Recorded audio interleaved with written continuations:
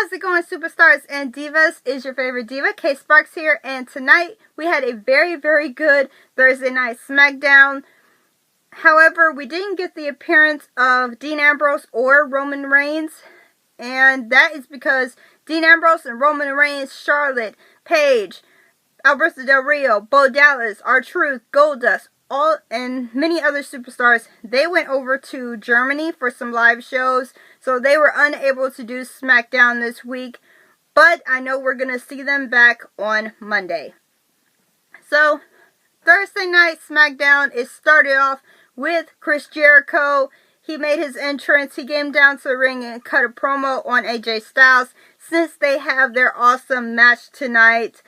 And when Chris Jericho was done with his promo, he basically called AJ Styles down to the ring. AJ Styles, he makes his ring entrance. The bell rings. They start walking around each other. But before they can even lock up, here comes the Social Outcasts. And they start talking smack about Chris Jericho and AJ Styles. And they keep saying talking about the disappearance of Bo Dallas, and like I said, Bo Dallas is in Germany, so that's what they told us, that Bo Dallas is still in the studio making beats, or making his album. And so after they got done talking smack, they really got into Chris Jericho's face. He was not liking that too well, to the fact that Chris Jericho actually hit them in the head. Hit one of them in the head with a microphone, and that's what started the fight. And Chris let AJ know, after they cleared the ring of the Social Outcasts, he let AJ Styles know, like, hey, we're gonna finish this later, but right now we're gonna fight these guys. So that leads to a match between Chris Jericho and AJ Styles versus Curtis Axel and Adam Rose. And it was a little, I know it was a little bit of a twist, because they were just about to go against each other, and now they're teaming up with each other. And during the match, you could see that they were definitely trying to one-up each other, saying, okay, let's see you do this better. Because actually, after each of their moves, they looked back at one another and like, trying to show off. And one of those times, it actually cost them. And that's when Social Outcast started to get the upper hand. But AJ Styles, he bounced back, and he got Adam Rose down to the ground. And while he was leaning on the ropes, tags in. Chris Jericho tags himself in. He takes out Adam Rose and with the Lionheart. And before he can really go for a pin, because he goes too far close to the ropes, before he goes for his pin, he's tagged by AJ Styles, who jumps the ropes and hits Adam Rose with a flying forearm, and that is what keeps Adam Rose down for the 1, for the 2, for the 3. AJ Styles and Chris Jericho win the match. And as much as it's phenomenal, see what I did there? As phenomenal as that match was, well, it was a pretty good match. I'm pretty sure the match between Chris Jericho and AJ Styles is the one that's going to be phenomenal. But as good as that match was, Chris Jericho, he did not like the fact that AJ Styles just tagged himself in like that. So what does he do? He hits AJ Styles with a code breaker and tells him he will see him later. So this just makes the match even more intriguing. So next we had a video clip. It was of Daniel Bryan's retirement. Still a little bit sad about that, because Daniel Bryan is so talented, and he is so young to be permanently unable to compete in the ring anymore. So that's still sad news. They also showed the contract signing on Monday Night Raw between Dean Ambrose, Roman Reigns, and AJ Styles. We just saw AJ Styles. Dean Ambrose, Roman Reigns, and Brock Lesnar. And you all saw the chaos that happened in that contract signing. Next, we have the Dudley Boys. They come out to the ring, and they cut a heel promo. And there are tables surrounding the ring. And they cut a heel promo of about going against the Usos. Because as you guys saw, as they showed on a replay, what they did to the Usos, they attacked both of the Usos and put them both through tables. And if you watch TNA, if you're a TNA fan, you would recognize that Bubba Ray is not dressed in his usual attire. He is actually dressed as his TNA character, Bully Ray. So that's something I recognized when I was watching it. He was dressed as Bully Ray rather than Bubba Ray Dudley. So that's a little interesting there. And during their heel promo, they actually make fun or rip into Daniel Bryan's retirement. And I'm like, that whole time I'm thinking like, dude, really? You're really gonna do that? Daniel Bryan did nothing to the Dudley Boys for them to want to make fun of him. But I guess they want to make fun of him because Daniel Bryan is all the WWE is mainly talking about. So they make fun of Daniel Bryan, and that leads to the audience doing the yes chant. And they also, at the end of their promo, Bubba Ray also says that they are done with tables. They are not doing tables for the fans anymore. And I guess some of the fans were on their side because I was hearing save the table chants. Like that's what they used to say with the New Day when the Dudley Boys and New Day were facing off. So they're saying save the tables now that the Dudleys say like we're done with tables. So that's going to be a little interesting to see. This is a new style for the Dudley Boys because that's a tables match and throwing people through tables. That's what the Dudleys are mainly known for. So I guess they're trying something new and they're trying a different persona and show a different side of the Dudley Boys. That's my theory at least. Next we see a early segment, and I'm pretty sure they filmed this before. They probably made this before they went to Germany. But we see Goldust. He's trying to recruit R-Truth once again. R-Truth, will you please accept Goldust right now, like in general, because just accept him as his partner. Because I'm pretty sure Goldust is not going to stop until Golden Truth is formed. So that was a pretty funny segment there. Next, we have a Divas match. It is Sasha Banks versus Naomi. And, of course, Naomi had Tamina with her. And actually, on commentary this time, we had Becky Lynch. And during the match, we actually had Tamina and Becky Lynch get into it. Tamina takes out poor Becky Lynch. Like, Becky Lynch, she just cannot win when it comes down to it sometimes. Like, really, like, her and Tamina, it's just not looking good for her right now. Because she lost her match against Tamina on Monday, and now she's getting a beatdown by Tamina on the outside, and it's not even her match. But Sasha Banks, she leaves her match. She comes to the outside and takes out Tamina with a super kick, and she actually goes back in the ring, and she's able to finish her match. But you would think that since Sasha got distracted with Tamina, that would cost her the match. No, she actually is able to apply her submission hold, the bank statement, on Naomi. And Naomi has no choice but to tap out. Once Sasha Banks applies that submission hold on you, you are not going anywhere.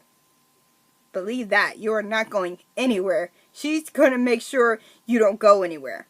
Because there's no way for you to really move when she puts that hold on you. So, Naomi taps out, and Sasha Banks wins with submission. Next, we have AJ Styles. He cuts a mini promo about his match. I'm sorry, he's not a woman. His match against Chris Jericho, but it's like a short interview. Next, we have the Wyatt family. They didn't go on the trip to Germany, obviously. But they actually come out to the ring and they cut a promo about taking out the Titans of the WWE. And I believe the Titans would refer to Big Show, since they took him out like last week, and then they took out Ryback Monday. And I am sticking to my theory, people. I am sticking to my theory that Ryback, like now that Ryback's taken out, now that Big Show's taken out, I'm sticking to my theory that the Wyatt family will be targeting Brock Lesnar. Because Brock Lesnar is considered a beast. He's considered a monster. And since they're taking out Titans, I'm pretty sure they're going to go after Ryback. Not Ryback. They already took out Ryback. They're going to take out Brock Lesnar. That's the theory I'm sticking with. They're going to take out Brock Lesnar at Fastlane. And the Wyatt family do not have a match at Fastlane yet. I'm not sure what's going to happen next week. But as of right now, they have no match. And that is bad news for Brock Lesnar. Because if they don't have a match, then it's most likely going to happen that they're going to take him out. And I'm pretty sure even if they do have a match, they're going to take out Brock Lesnar. So I'm sticking to my theory. If you guys, hey, what do you guys think? Do you guys think the Wyatt family may take out Brock Lesnar? Give me your opinions. Give me your opinions in the comments below. Next, we have a 6-man tag team match. It is Neville, Sin Cara, and the United States Champion Kalisto versus Stardust and the Ascension, the Cosmic Wasteland, as they like to call themselves. And I'm not really sure if Stardust is going to stick with his whole Stardust coming to an end thing and Cody Rhodes maybe coming back.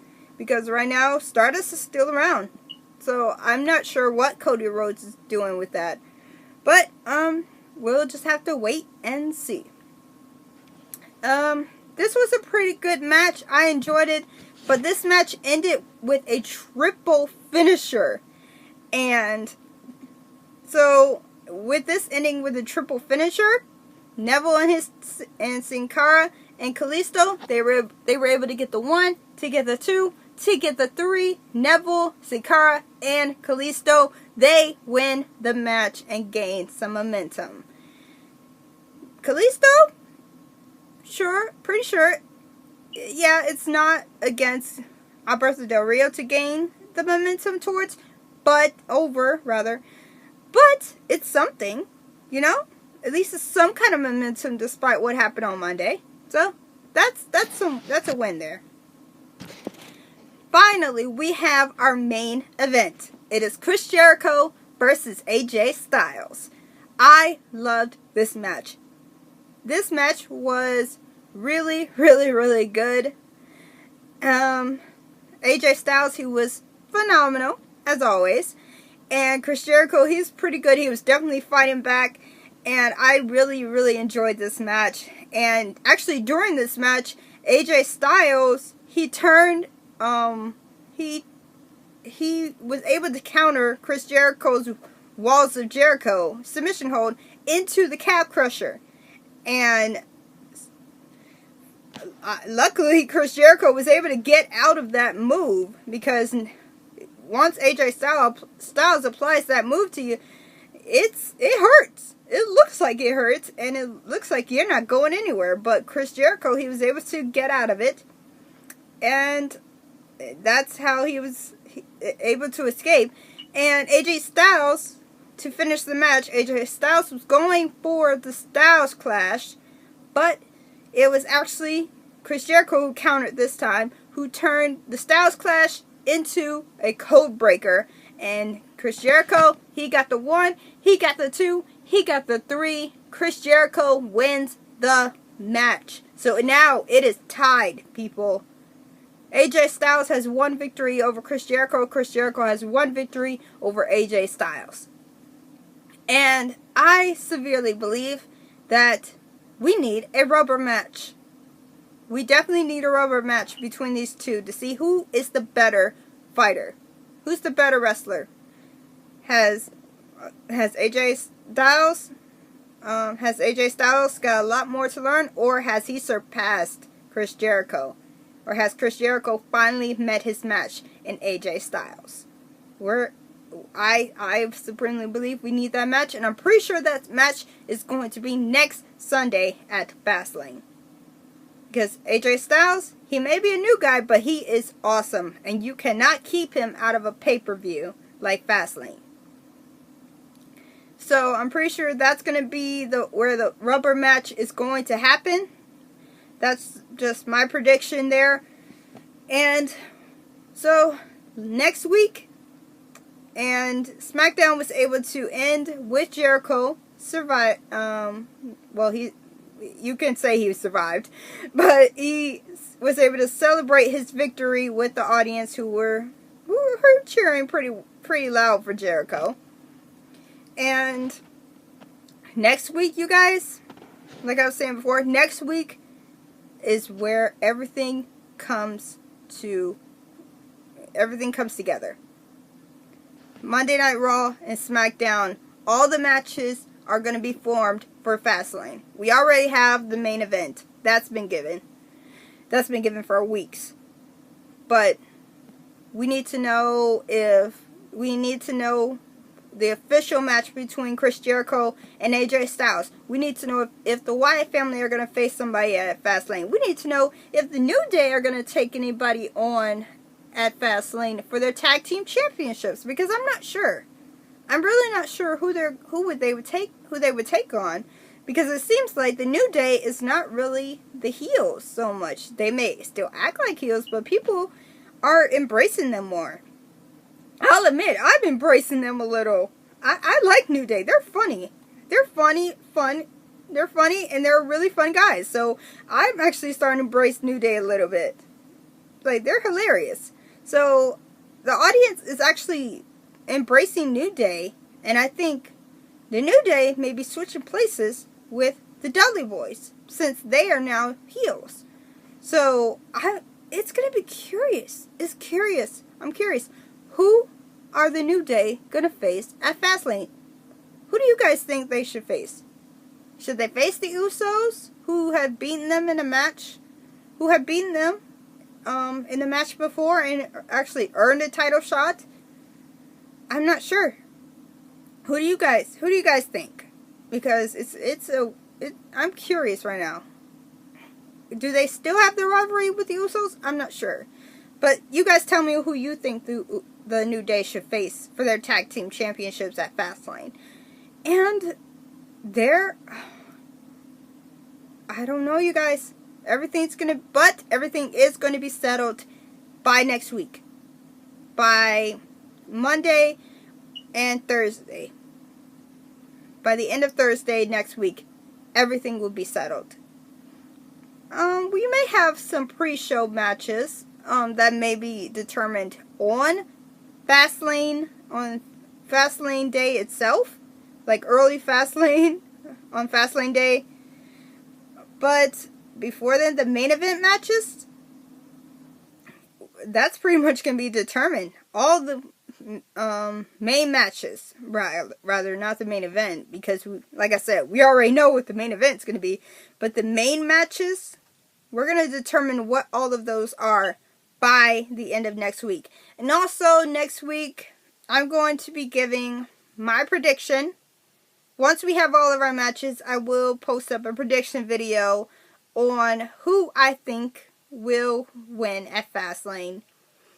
And I'm pretty sure you guys have an idea of who I'm going to be cheering on for the main event. But I'll save that for another video. I'm going to save that for the prediction video.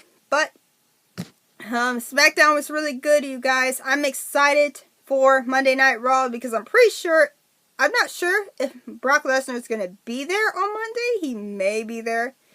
And he may be trying to get some revenge on my baby for hitting him with a low blow. So, baby boy, Dean, please watch out. Because we got an angry beast who will be on the loose if he's there on Monday. So, we gotta watch out for that. So, well, like I said, guys, SmackDown was awesome. Excited for Monday. And you guys, hit that subscribe button, hit that like button. Tell me who you want to see fight at Fastlane. And until then, you guys, I'm Kay Sparks. See ya!